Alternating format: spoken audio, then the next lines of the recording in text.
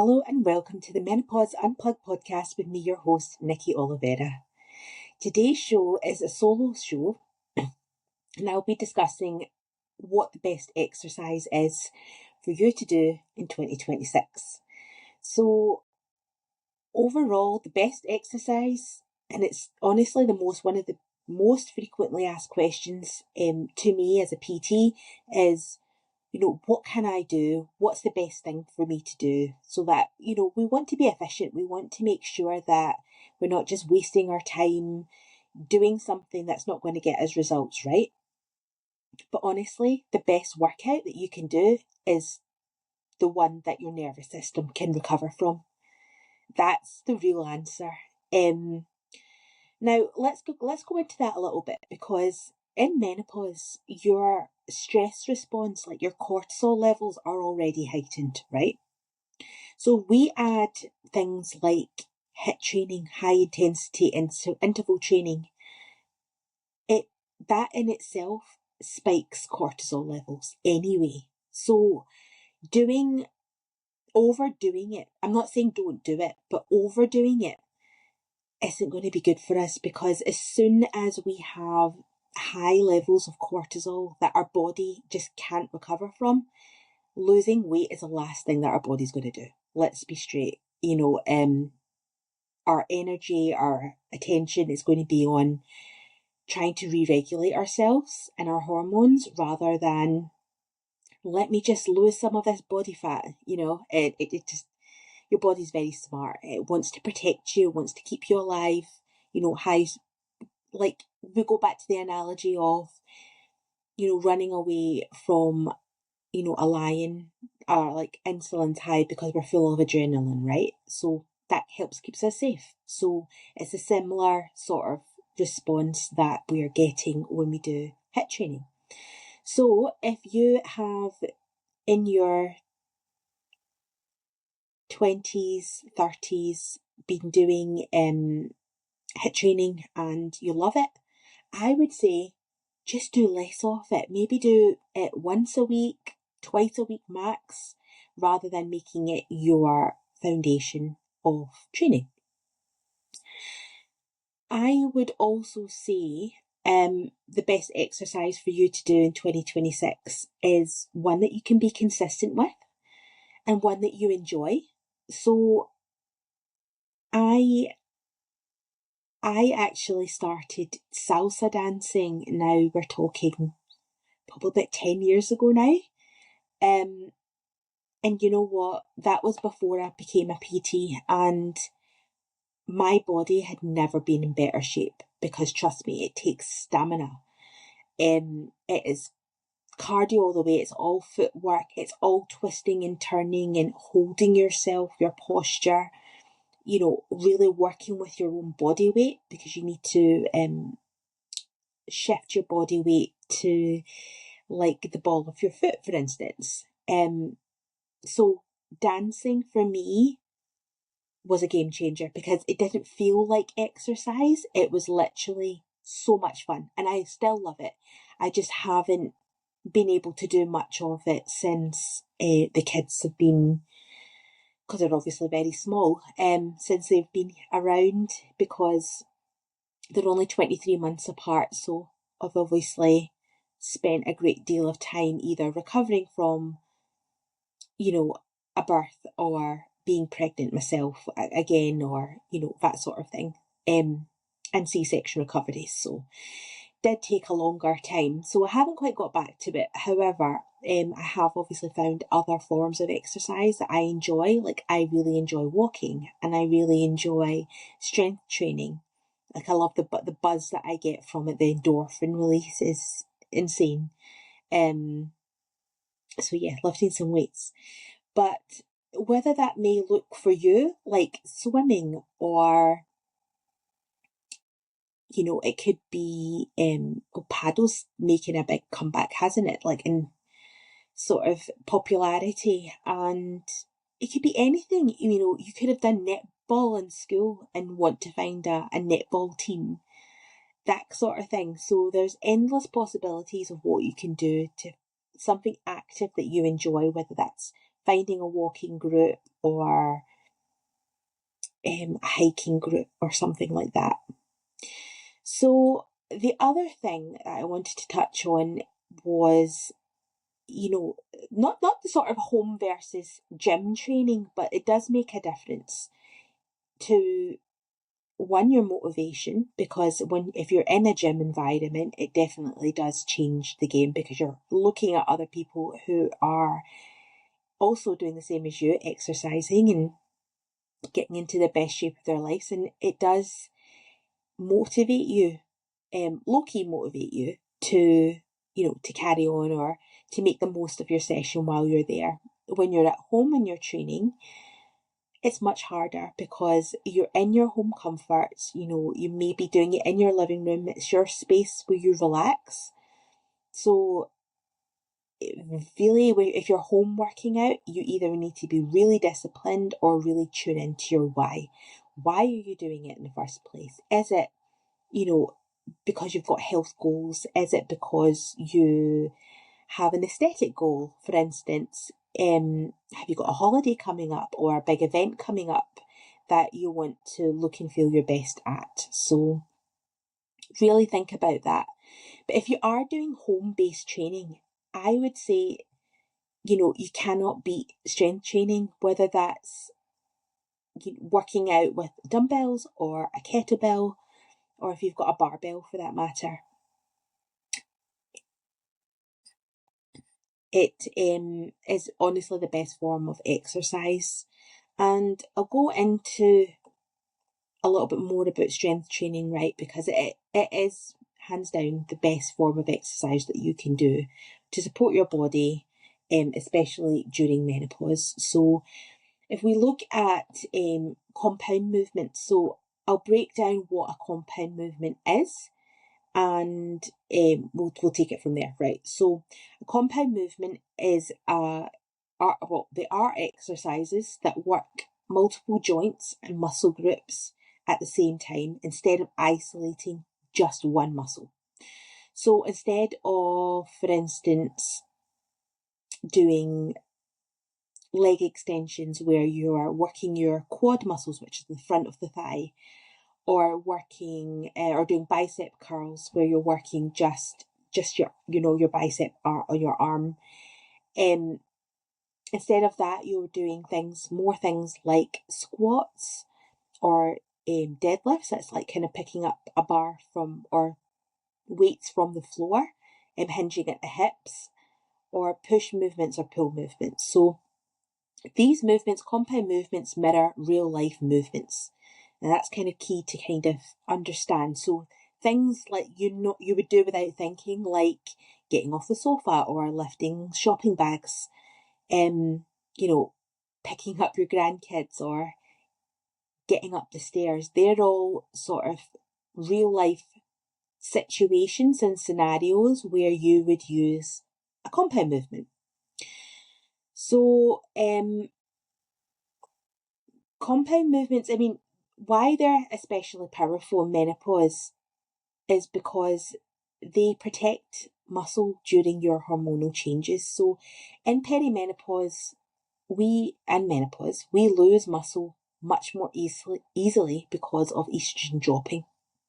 Okay, so compounds lifts, first thing, they recruit more muscle fibers, and it sends a stimulus. Lifting weights sends a stimulus to the body to say, I still need this muscle. I use it, I need it, I'm carrying force, so you better look after me is basically what it's saying. So it's honestly the best thing that you can do. It's harder for your body to recover from like sort of minor micro muscle tears, and that repair situation, that is basically it's burning more calories to recover. Okay, so for you to recover from a strength training workout, it's going to burn more calories. It's going to increase your metabolic rate, in order to recover. So the effects, the benefits are seen long after your workout. Okay, this is the reason why you might find yourself being sore after you've lifted weights, is because you've got micro tears in your muscles and your body's like, right, let me fix that. Let me fix that fast. I need some protein. I need all these good things. I need carbs. I need fats. I need to sort out these muscles. And that's why, like, when we do create micro muscle tears in the fibers, we're actually building the muscle and we're growing it. We're not just preserving it. We're preserving it by doing the movement in the first place, but we're growing it by creating the tears. And that's why we talk about progressive overload. That just means that you are progressing the load on the muscle. So whether that means making it harder when you're performing a move, for instance, if you're doing a squat, are you adding a pause at the bottom before you come back up? Are you slowing your tempo down? Are you are you basically modifying the movement, or are you increasing your weights? You know, you could be squatting with a 10-kilogram dumbbell and maybe you want to move up to 12, but moving up to 12 feels a little bit tough. But if that is the case and you're doing, say you're doing 12 reps at 10 kg, if you want to move up to 12 kg, you can do that, but I would then aim for, say, 10 reps as a goal instead of the 12, you know, that sort of thing. And that's how you get stronger and put more load on your body. So, doing compound movements, I mean, it does increase your insulin sensitivity. So in midlife, fat gain is often more about insulin resistance rather than calories. So compound training, it uses large muscle groups and it improves how your muscle absorbs the glucose, because we do store glucose in our muscles. And it also helps you stabilize your blood sugar. So without doing this sort of strength training, you're likely then to increase your belly fat storage and have more like things like cravings and low energy, that sort of thing. But also we want to protect our bone density. So with estrogen declining, this massively affects our bone health, and this is why we find people have, you know, osteoporosis, for instance, when they're kind of in menopause, is because our muscle mass is declining, but our bone density is also declining. So we're much more frail overall. So when we put load on our kind of skeleton, our skeletal muscle, our frame, we improve our joint integrity and in turn reduce our osteoporosis risk. So it is major, because the stats, I don't know if you know, but the stats on like, and it's all women in sort of, you know, 40 plus who have, you know, bone breakages and so on, in their sort of perimenopause, menopause years. So it is vital that we do as much as we can to protect our muscles and our bones. The last thing I want to say about compound movements, though, is that it saves your time and your energy. So I don't want you to be in the gym, you know, 5-6 times a week for over an hour. Like, that's crazy. And then you, on top of that, then you're thinking, I've got to get some cardio in, whether that's on a bike or on a treadmill, and then I've got to do weights, and then and before you know it, you're there for like an hour and a half. Absolutely not. You don't need to do that. So when you're doing more compound movements like squats, deadlifts, bench pressing, anything, like I said, that involves more than one joint in your body, and you're using more than one set of muscles, that's going to save you time because you're not having to then work those muscles individually. You're kind of hitting them both at the same time. So you could easily do a sort of 30-minute workout. If you wanted me to sort of tell you what that would look like in a week, I would say do 3 30-minute strength training workouts. And then on the other days, the days that you're not doing strength training, they're the days you do cardio. So whether that looks like you're just getting your steps in, or getting your steps in plus a session on the bike or the Stairmaster or the elliptical machine or running or swimming or something like that. It doesn't have to take a long time. You don't need to be in a gym either to get this done. But the benefits are tenfold. I mean, exercise in general is the key to longevity. We want to live longer. We want to be around and, experience a long, healthy life and keep a disease away and all of that good stuff. So in order for us to do that, we need to do exercise. So I'm not saying, cardio's bad or, it should be a part of the foundation, but not all of it. I really need you to be focusing on doing some strength training. And if you are unsure about where to start with strength training, there's so many apps and YouTube videos and so on of people who are doing workouts with strength training equipment. I've done, my own on my YouTube channel of, kettlebell exercises because I'm a kettlebell instructor as well as a level 3 PT.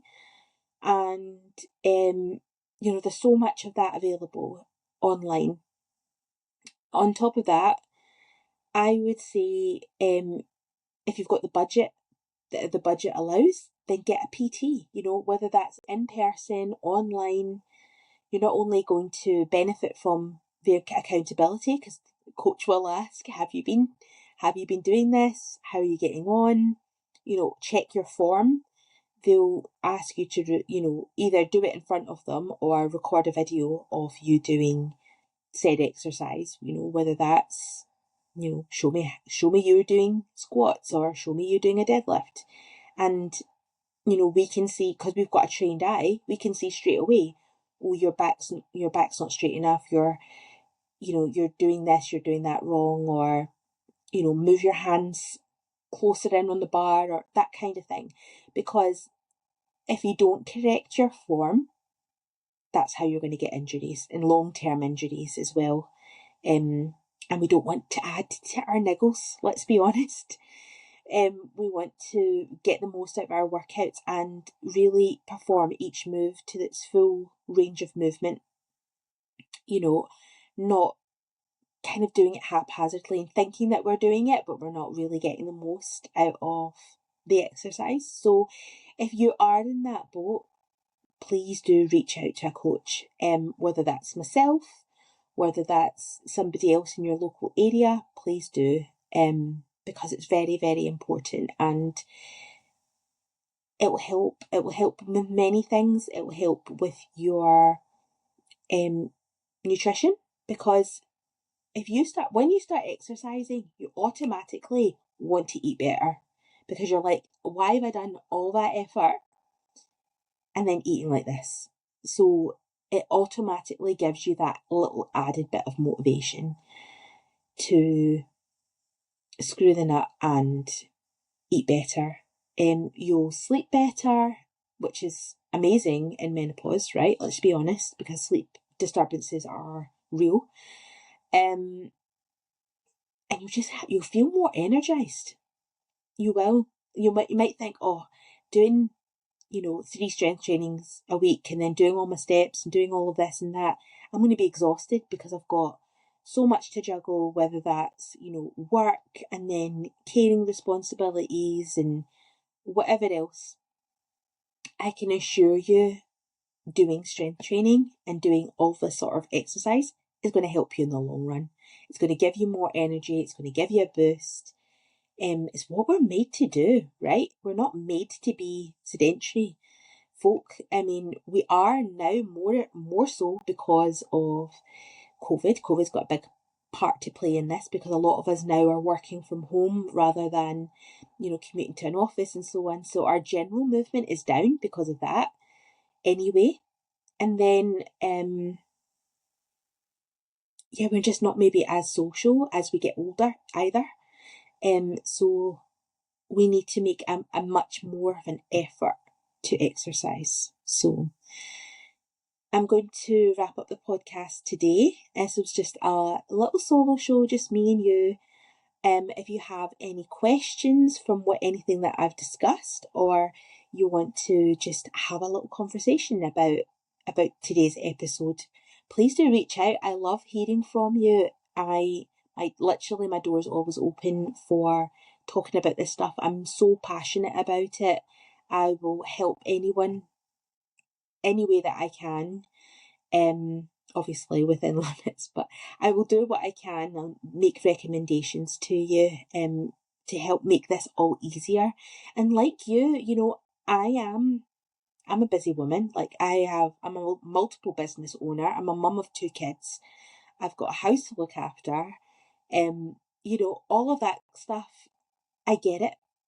Life is busy, but if you don't make time for wellness and health, then bad health will make you make time for it and later in life. So ponder on that thought. And like I said, if you need any help, please do reach out, and I will see you in the next show. Bye for now.